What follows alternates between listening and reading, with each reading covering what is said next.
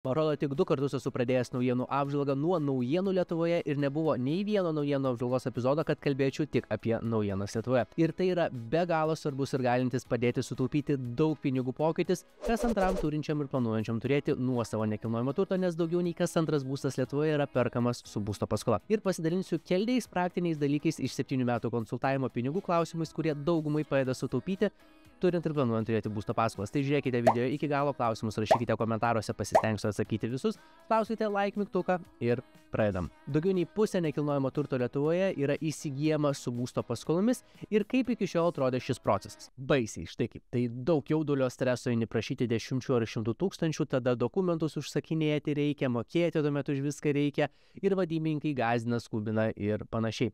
Refinansavimas atrodė ganėtinai panašiai baisiai. Tai praeini procesą ir kuo greičiau nori jį pamiršti ir tiesiog moki tas palūkanas, pakol neišmoki paskolą. Tai nuo 2025 metų vasario 1 dienos finansiškai gali labai apsimokėti domėtis būsto paskolų tema rinka, nes įsigaliojo naujas įstatymo pakeitimas, dėka kurio būsto paskolos ir finansavimas tampa nemokamas ir nebereikės knistis su dokumentų gavimais, pateikimas ir panašiai. Tiems, kas nėra gilinęsis į paskolų ir finansavimo temą, kas tas yra, kaip iki šiol atrodo šis procesas ir kas pasikeitė. Tai trumpai papasakosiu ir po to dar parodysiu skaičiavimus, kiek įmanoma permokyti nežinant savo galimybių ar tiesiog tingint pasigerinti savo paskolos sąlygas. Tai, kad jūsų būsto paskola yra parašyta, kad jums suteikta nekintama palūkanų dalis, marža yra pavyzdžiui 2 procentai, tai nereiškia, kad visą paskolos laikotarpį kad jūs turit būti pririšti prie tų 2 procentų, nors bankas ir gali sudaryti tokį įspūdį. Sakykime, jau paėmėt paskolą ir kaip būdavo maždaug iki šiol.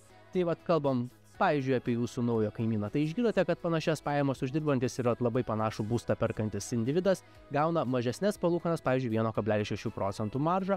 Tai išgirdote, užpavydėjote ir grįžote atgal į savo trovo pyktį, kad yra labai daug neteisybės pasaulyje, nes jūs tai mokate 2 procentus. Jokauju, iki šiol irgi galima buvo refinansuotis, kreiptis į kitus bankus, kad ir į tą patį banką, kuris kaimynui ką tik davė mažesnės palūkanas, tada jums pasako, kad reikės krūvos dokumentų, kuriuos pateikus bankas gali sutikti perimti pirmojo banko sąlygas, paskolą ir suteikti jums geresnės sąlygas. Ir va čia prasideda keblumai ir problemas. Tie, kas seka šį kanalą senesnį, ilgesnį laiko, žino, kad kai tik man pačiam teko susidurti su paskolos reikalais, tai tada rimčiau pradėjau gilintis į finansus, tai čia buvo 2017 metai. Ir tai, kad ilgą laiko konsultavau būsto paskolos klausimais, dabar tik šiek tiek atstojau, šiek tiek pasigiriau, tai pravedus tūkstančius edukacinių individualizuotų konsultacijų, ką galiu pasakyti apie paskolos ėmimo ir refinansavimo procesą, tai dauguma paėmusių būsto paskolas nori kuo greičiau pamiršti šį procesą ir niekada jo nebeatsiminti, nes jis išties daugeliui kelia daug neigiamų emocijų.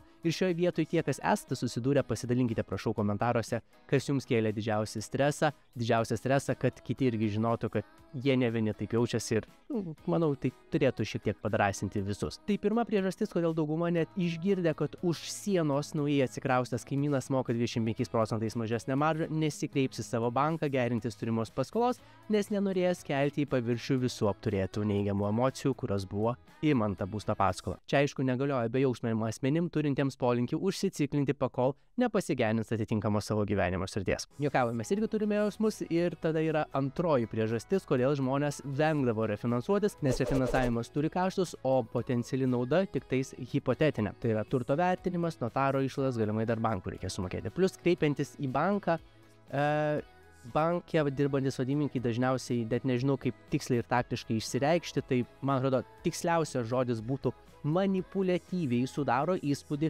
kad jums, mielas klientė, gali neapsimokėti daryti refinansavimo ir dažniausiai tai daro užduodant gan paprastą, bet smegenis galinti sujaukti, mintis galinti sujaukti klausimą.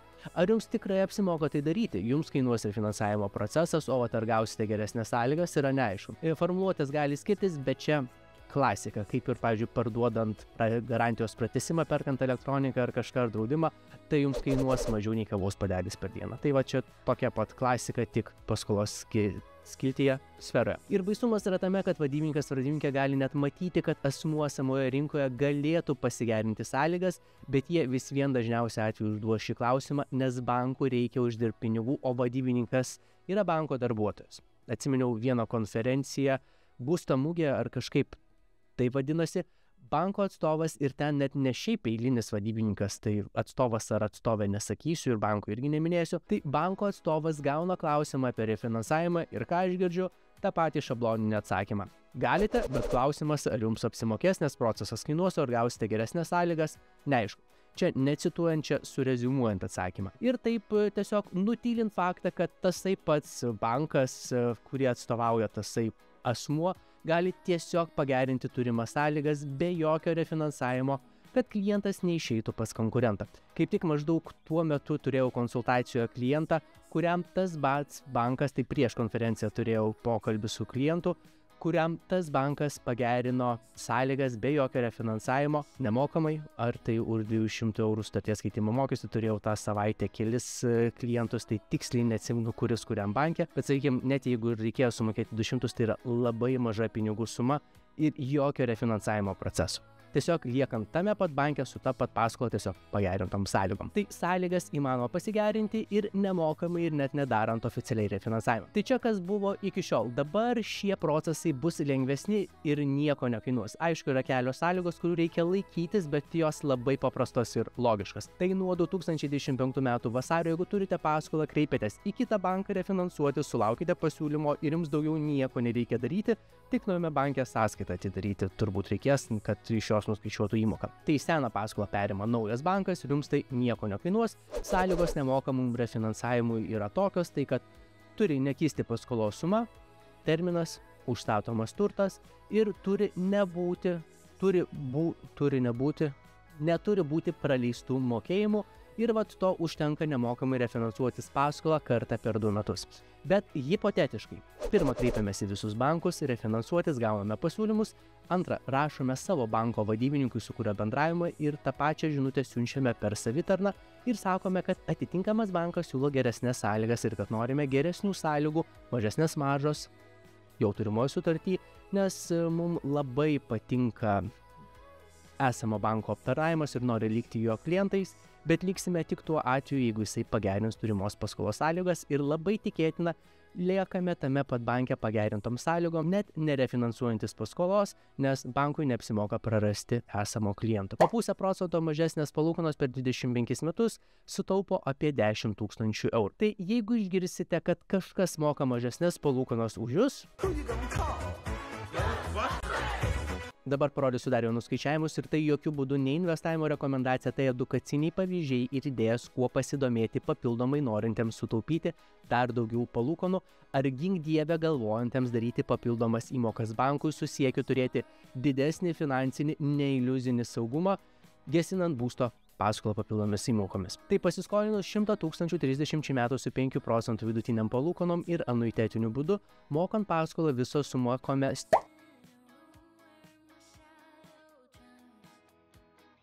jei pasyviai ir periodiškai investuojame į S&P 500 indekso ETF, kurio pastarųjų 30 metų vidutinis istorinis pelningumas yra 12,58%. Tokio fondo pavyzdys būtų išieško S&P 500 UCITS ETF, tai S&P 500 indekso pasyviai valdomas indeksinis ETF. Tai jeigu šis 30 vidurkis ateinančius 30 metų, šiaip mažiau nei ateinančius 30 metų, po to pamatysite, kiek būtų toksai pat arba bent jau mažesnis ir jeigu investuotume po 100 eurų kiekvieną mėnesį, kas tikrai nėra kosminė suma lyginant su 100 000 paskola, tai 205 mėnesio pabaigoje investicijose po visų mokesčių turėtumėme kiek daugiau negu esame skoloje bankui. Viso iš kišenės būtume sumokėję bankui ir suinvestavę bendroje sumoje apie 62 000, 62 000 mažiau nei nedarant nieko ir 13 metų greičiau atsikratome paskolos. Tai čia tik idėja pasidomėti plačiau pasyvių, nuobodžių, ilgalaikių investavimų.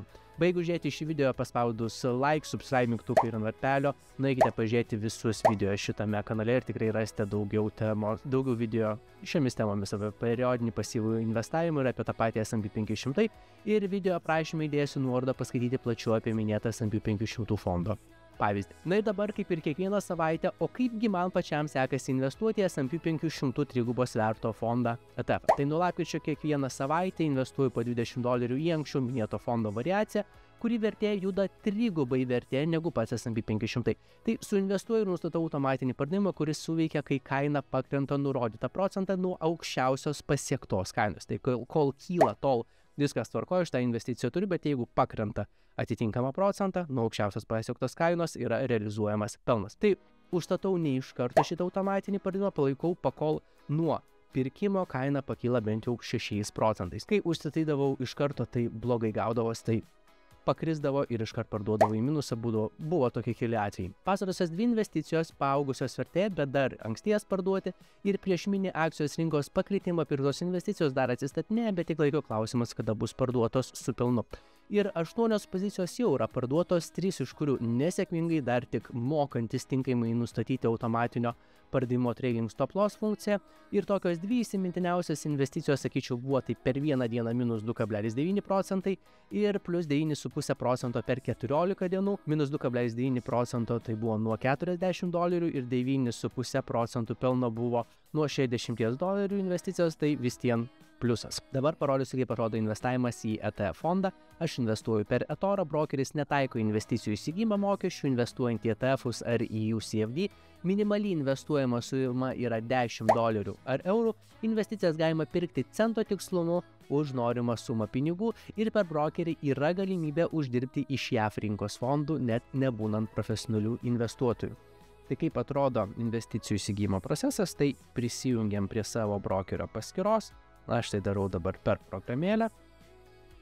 Viršuje suvedu norimo pirkti fondo pavadinimą, tai trigubas svertas ant 500 fondo trumpinys, galima sudėti tiesiai ir trumpinį, yra SPXL ir tai yra SP